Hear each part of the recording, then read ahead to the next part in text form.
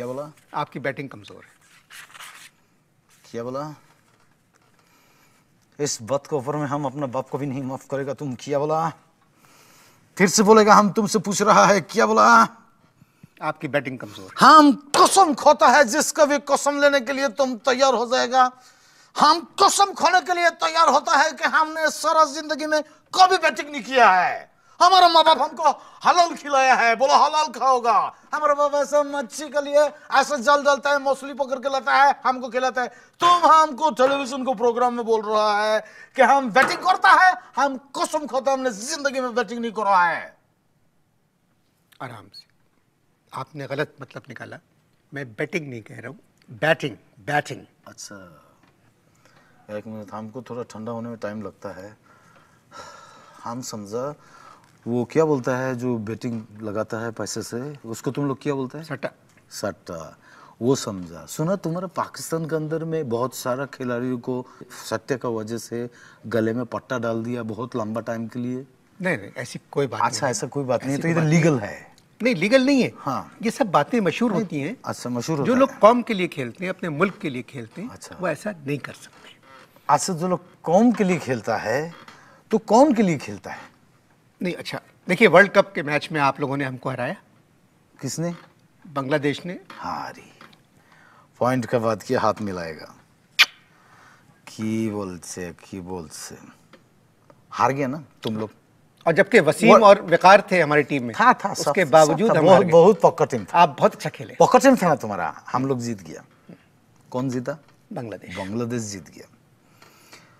अभी क्या होता है कि जब भी कोई टीम किसी जगह के ऊपर में मैच हो रहा होता है और अगर हार जाता है तो वापस जब अपना मुल्क में जाता है तो क्या करता है गवर्नमेंट और पब्लिक?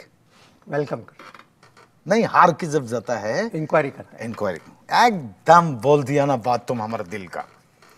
इंक्वायरी करता है, क्या हो गया साला, एकदम गंगा उल्टा एकदम डाल दिया। क्या हो गया? हम जीत के गया पाकिस्तान से, वर्ल्ड कप का मैच जीत के गया। 7 दिन हमारा इंक्वायरी गवर्नमेंट ने किया। रात को नींद से उठा के पूछता था, साला इंक्वायरी है, तुम लोग जीता कैसे? ये हुआ हमारे साथ में जीतने के बाद। इसलिए हम लोग टोटल फैसला किया कि इंक्वायरी होगा, हार जाओ, फिर इंक्वायरी करेगा। अगर इस चीज में जीत जाता फिर हम लोग का जिंदगी अजब कर देता। इनका असासा निकालो, इनका कितना पैसा लेके आया, जीता कैसे? तो आप लोगों के हारने पे इंक्वायरी नहीं होती? वो तो हारने के बाद में तो ऐसा गले लगा लेता है कि ऐसे चुमता है, बोला कोई बात नहीं, नया बच्चा लोग है, एकदम जीत जाता है तो एकदम टेंशन हो जाता है। बोलते जीता कैसे, ये जीता कैसे, ये है प्रॉब्लम। चले किधर? नहीं, मैं कह रहा हूँ कि आपकी टीम नई है और बहुत टैलेंट है। आपके 2-3 बॉलर बहुत अच्छे हैं, स्पिनर बहुत अच्छे हैं। मैं तुम्हारा एक बॉलर है ना बहुत जबरदस्त, क्या नाम है उसका, नया लड़का छोकरा है, गुल नहीं एक और भी है, शब्बीर। तुम्हारा शब्बीर जैसा 10-12 तो सिलहट के अंदर रांगामाटी में कॉक्सेस बाजार में है। इधर हम लोग एक्सपोज नहीं कर रहा है। तुम लोग ओवर हो जाता है एकदम, कोई अच्छा खिलाड़ी मिलता है ओवर हो जाता है, सबको एकदम बोलता हमको मिल गया। तो तुम्हारा फास्ट बॉलर है शुएब अख्तर। क्या बात है, ऐसा फेंकता है एकदम, उसको स्पीड का कितना फिकर पड़ गया है। हर गेंद के ऊपर में चौका लग रहा है, फायदा। अभी देखना नवाखाली से एक लड़का आएगा, अभी चुप, हम बताएंगे नहीं, हमारा आदमी मना किया नहीं बोलना है। नवाखाली में फास्ट बॉलर कैसे पैदा हो सकता है? हाय तुमको नहीं मालूम है ना, उधर का स्पीड बहुत फास्ट है, उधर बहुत फास्ट स्पीड है नवाखाली में। आबादी भी बहुत तेजी से बढ़ रहा है, उधर बहुत स्पीडी है। चले गिले शिकवे अलग कर दे, मान ले कि हम भाई। कौन? मैं, हम और आप। हम बंगाली है, हमारा आखिरी फैसला है। दुनिया का किसी भी कोर्ट में जाएगा, कहीं भी जाएगा, हम ऐसे ही बोलेगा, हम बंगाली है, प्राउड बंगाली है। नाजरीन, वो कौन है? वो मैं। और पब्लिक को बोल रहा है? अच्छा, हम बोला पता नहीं किसको बोलता है। भारत जो धमकियां दे रहा है उसकी आपको परवाह नहीं है? भारत जो धमकियां दे रहा है उसकी परवाह नहीं है? अरे भाई, भारत तो हमें और भी बहुत कुछ दे रहा है। रोजाना वाघा बॉर्डर से 1 ट्रक उनका अंदर आता है सामान लेके। वो तो भारत से हमारी तिजारत है। हाँ, अबे जब हम तिजारत से नहीं डरे तो उनकी धमकियों से क्या डरेंगे। बात ये है अनवर मकसूद साहब, हर कोई हमें धमकियां दे रहा है। क्या कर रहा है? हर कोई हमें हर जिसकी मर्जी है वो बाप का मुल्क समझा हुआ है, जिसको देखो पाकिस्तान को धमकियां दे रहा है। हैं? मुझे तो डर है किसी दिन चीन ना धमकी दे दे हमें कि जिन थाओ छिन छिन मिन कूपी। है छोड़ो। हाँ अनवर साहब, जिंदगी जो है वो धमकियों के लिए, लड़ने के लिए नहीं बनी है, एंजॉय करने के लिए बनी है, एंजॉय करने के लिए। Just enjoy. और तुम्हारी गुफ्तगू से मुझे अंदाजा हो गया है कि ना तुम्हें डांस आता है और ना तुम्हारे पास काला सूट है।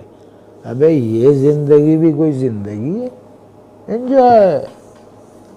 जब आपकी बेगम जिंदा थी जी। तो आप उनको भी न्यू ईयर नाइट पे होटल में डांस के लिए ले जाते थे? नहीं नहीं, नो क्वेश्चन। हमारे रिलीजन में औरतों को इस तरह नामहरमों के सामने किसी होटल में ले जाने की ममानियत है, समझे?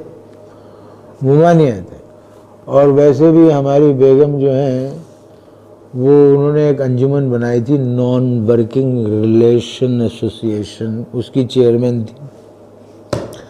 और वो दूसरी ख़वातीन को ऐसे चेक करती थी जैसे अशिया खुर्द व नौश की कीमत को चेक किया जाता है। ख़वातीन बुरा मान जाती थी। ये था।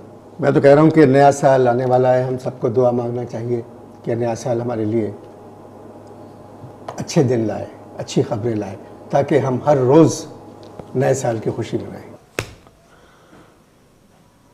भाई आप ये फरमाइए, आप सनकी तो नहीं है? क्या मतलब? सनक तो नहीं गए आप? मैं बात कर रहा हूँ एंजॉयमेंट की और आप बात कर रहे हैं हालात की। अरे भाई आप ही के प्रोग्राम में किसी साहब ने आके कहा था कि हालात बदल नहीं सकते क्योंकि पाकिस्तानी संभल नहीं सकते, इसलिए मेरी जान हालात बदल नहीं सकते। आपको मालूम नहीं था कि पाकिस्तान एक आज़ाद मुल्क है? अरे भाई, जो मुल्क कश्मीर को आज़ाद करवाना की फिक्र में हो वो मुल्क खुद कैसे आज़ाद हो सकता है? आपकी सोच मेरी समझ से बाहर है। अगर मेरी सोच तुम्हारे समझ के अंदर आ गई ना तो फिर तुम नॉर्मल गुफ्तगू करोगे। You will be normal. आहिस्ता। हाँ, मतलब अगर मेरी सोच तुम्हारी समझ के अंदर आ गई तो तुम, एक मिनट, अगर मेरी सोच तुम्हारी समझ के अंदर आ गई तो नॉर्मल। अब ठीक है, थैंक यू। ओके, कोई बात नहीं। क्या कह सकता हूँ? आप सहाफ़ी थे? थे क्या मतलब? थे क्या मतलब? जो सवाल किया जा रहा है थे आपको, क्या मतलब? क्या हम मर गए हैं? थे तो मरे हुए लोगों के लिए इस्तेमाल किया जाता है भाई। हम जिन्ना हैं और सहाफ़ी हैं। मगर मोहतरम जी, आजकल आप कॉलम नहीं लिखते। फिर कॉलम लिखते हैं, मुख्तलिफ नामों से कॉलम लिखते हैं। क्यों? भाई अगर पकड़ा जाए तो जो कोई और पकड़ा जाए, हमें तो कोई शौक नहीं है। मगर अखबार हमें वालों तो को कोई तो शौक नहीं है भाई, अल्लाह ने माफ़ करे, अंदर जाने का। अखबार वालों को तो मालूम हो जाता होगा कि ये कॉलम आप लिख रहे हैं। भाई अखबार वालों को इससे कोई दिलचस्पी नहीं है। अखबार वालों को कॉलम चाहिए। कुछ भी लिखूं, किसी के नाम पे भी लिखूं, कहीं से बैठ कर लिखूं। अब देखो 8 महीने पहले का मैं आपको वाक़या सुनाता हूँ। 8 महीने पहले मैंने हुकूमत के ख़िलाफ़ लिखा एक सख्त किस्म का कॉलम, बस सख्त टाइट। और मैंने नाम दे दिया अपने मालिक मकान मजीदुद्दीन खान का, और मजीदुद्दीन खान का एड्रेस भी मैंने लिख दिया, पता भी लिख दिया। लो भैया, आज 8 महीने हो गए, मजीदुद्दीन खान अंदर हैं। 4 दफ़ा अदालत में पेशी हो चुकी है और वो कहते हैं कि अदालत से हाथ जोड़ जोड़ के कह रहे हैं कि मैं कसम खाता हूँ कि मैं ही मजीदुद्दीन खान हूँ, मगर मेरा अल्लाह गवाह है कि मैंने एक लफ्ज़ नहीं लिखा और मुझे कॉलम लिखना आता ही नहीं। आपको कैसे मालूम हुआ कि 4 मरतबा उनकी पेशी हो चुकी भाई है? वैसे सहाफ़ी की रिपोर्टिंग जो है वो हमारा फ़र्ज़ है। और मैंने 4 दफ़ा मजीदुद्दीन खान से कहा कि बहुत बुरी बात है मजीदुद्दीन, बहुत बुरी बात है, हुकूमत के ख़िलाफ़ इतना सख्त कॉलम नहीं लिखना चाहिए।